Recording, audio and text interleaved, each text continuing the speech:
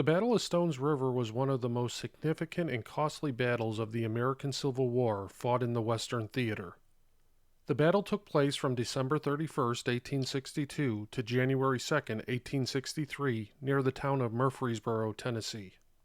It was fought between the Union Army of the Cumberland, commanded by William S. Rosecrans, and the Confederate Army of the Tennessee, led by Braxton Bragg.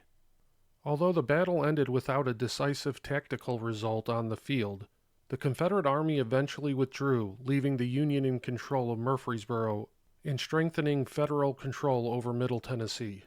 By the end of 1862, Tennessee had become a major focus of the military operations in the Western Theater. Earlier in the war, Union forces had captured Nashville, an important transportation hub and one of the Confederacy's largest cities. Holding Nashville allowed the Union to launch operations deeper into the Confederacy.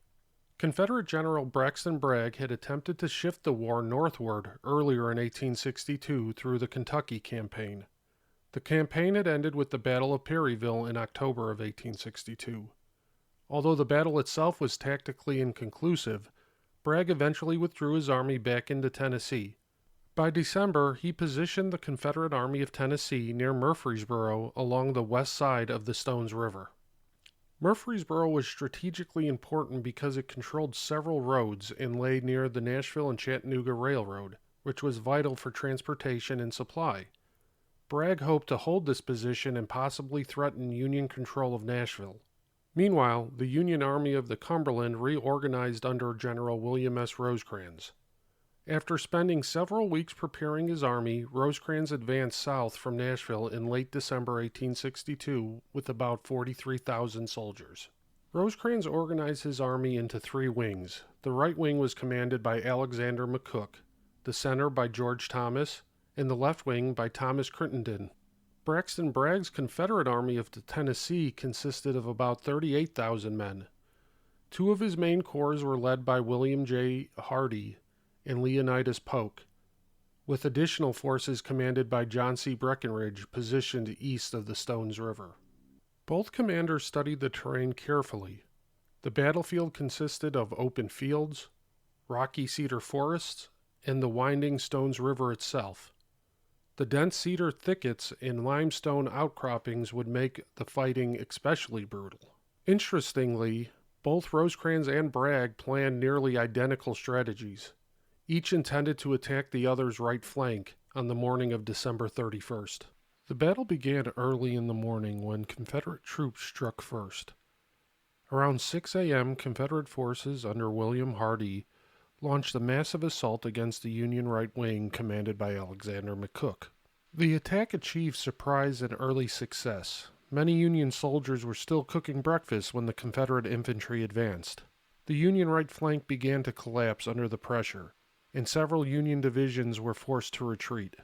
The Confederate advance threatened to cut off the Union Army from the Nashville Pike, the critical road linking Rosecrans' army to Nashville. Despite the heavy pressure, Union forces gradually formed a new defensive line. One of the fiercest areas of fighting occurred in the Round Forest, later nicknamed Hell's Half Acre. This position was held by a Union brigade under William Hazen. Hazen faced repeated attacks throughout the day from Confederate brigades, including those led by James R. Chalmers and Daniel W. Adams. The dense cedar trees and rocky grounds provided natural cover for Union defenders, while Confederate troops had to advance across open field under heavy musket and artillery fire. Despite intense combat and heavy casualties on both sides, Hazen's brigade held its position, helping stabilize the Union line and protect the Nashville Pike. Union artillery played an important role in stopping the Confederate advance.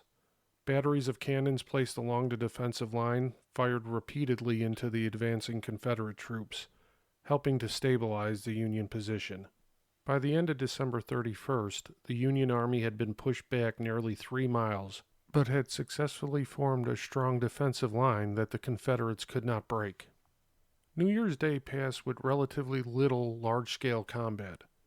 Both armies remained in position and occasionally exchanged artillery fire.